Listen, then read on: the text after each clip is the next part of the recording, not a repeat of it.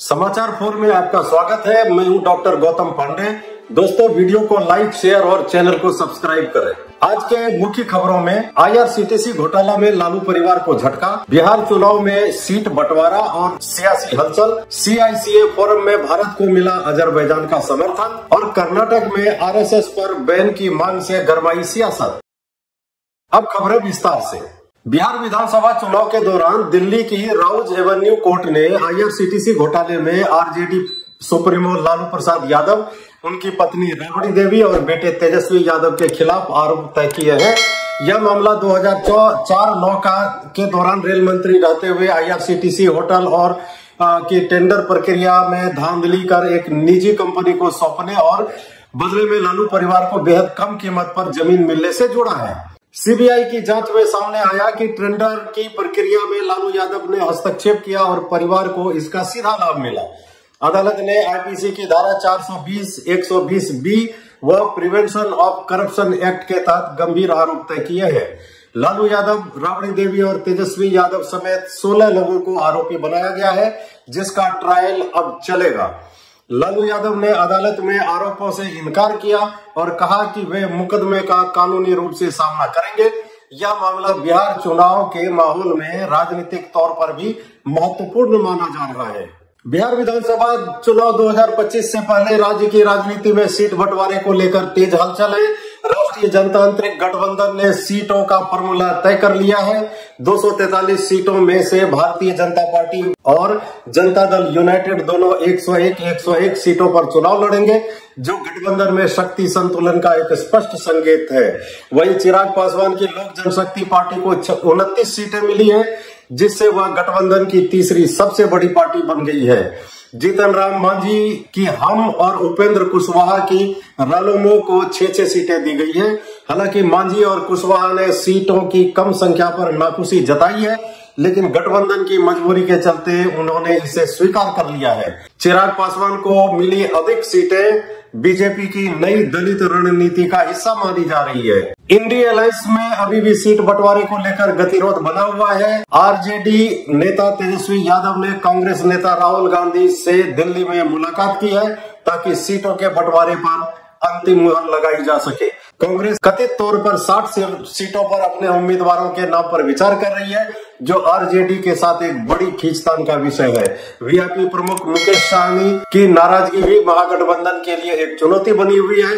दोनों ही गठबंधनों में टिकट बंटवारे के बाद असंतुष्ट नेताओं का पाला बदलने का सिलसिला भी शुरू हो गया है। चुनाव आयोग द्वारा नामांकन की तारीखों की घोषणा के बाद राजनीतिक दलों के कार्यालयों में कार्यकर्ताओं और नेताओं की भीड़ बढ़ गई है। एशिया में शांति और विश्वास बढ़ाने के उद्देश्य से बनाए गए मंच CICA यानी conference on interaction and confidence building measures in Asia की बैठक में इस बार एक बड़ा कूटनीतिक घटनाक्रम सामने आया है। अजरबैजान ने भारत के पक्ष में खुलकर समर्थन व्यक्त किया, जिससे पाकिस्तान और चीन की रणनीतिक जुगलबंदी को बड़ा झटका माना जा रहा है। अब तक अजरबैजान का रुख प्रायः पाकिस्तान के अनुरूप देखा जाता था, लेकिन इस बार उसने भारत के क्षेत्रीय और वैश्विक दृष्टिकोण की सराहना करते हुए भारत के प्रस्तावों का समर्थन किया। अजरबैजान ने कहा कि भारत एशिया में स्थिरता और विकास का एक महत्वपूर्ण स्तंभ है और क्षेत्रीय सहयोग के लिए उसकी भूमिका सराहनीय है। विश्लेषकों के अनुसार यह बदलाव केवल कूटनीतिक नहीं,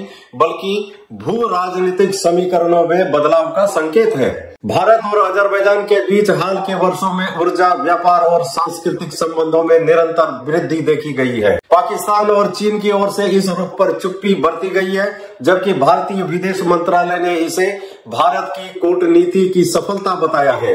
इस घटना से यह स्पष्ट है कि एशिया में भारत का प्रभाव लगातार बढ़ रहा है और अब पारंपरिक समीकरण भी बदलने लगे हैं। राष्ट्रीय स्वयंसेवक संघ की गतिविधियों पर प्रतिबंध लगाने की मांग ने एक नया विवाद खड़ा कर दिया है। राज्य के मंत्री प्रियंक खड़गे ने मुख्यमंत्री सिद्धारमैया को एक पत्र लिखकर मांग की है कि सरकारी स्कूलों, सहायता प्राप्त संस्थानों, सार्वजनिक मैदानों, पार्कों और मंदिरों में आरएसएस की शाखा, सांघिक और बैठक जैसी सभी गतिविधियों पर तत्काल रोक लगाई जाए। आपको बता दें कि प्रियंक खड़गे कांग्रेस के राष्ट्रीय अध्यक्ष मल्लिकार्जुन खड़गे के पुत्र हैं। खड़गे ने आरोप लगाया है कि आरएसएस की गतिविधियां बच्चों और युवाओं के मन में नकारात्मक और विभाजनकारी विचार भर रही है और ये संविधान की भावना और देश की एकता के खिलाफ है। उन्होंने लाठी के साथ होने वाले प्रदर्शन पर भी आपत्ति जताई है। लो जी, इन्हें तलवारबाजी से परेशानी नहीं है और लाठीबाजी बच्चों में विभाजनकारी भावना पैदा कर रही है। क्या सोच है भाई। मुख्यमंत्री सिद्धारमैया ने इस मामले को गंभीरता से लेते हुए पत्र त्वरित आवश्यक कार्रवाई के लिए अधिकारियों को निर्देश दिया है। इस मांग पर बीजेपी ने कड़ी प्रतिक्रिया दी है। बीजेपी ने इसे कांग्रेस की हिंदू विरोधी और वोट बैंक की राजनीति करार दिया है। बीजेपी नेताओं ने आरोप लगाया है कि कांग्रेस संघ की बढ़ती लोकप्रियता से घबरा गई है और इस मुद्दे को उछालकर शासन की विफलताओं से ध्यान भटकाने की कोशिश कर रही है। कर्नाटक की राजनीति में इस टकराव से ध्रुवीकरण और बढ़ने के आसार हैं। तो ये थी आज शाम तक की 4 मुख्य खबरें। देखते रहिए GPN बिहार। धन्यवाद।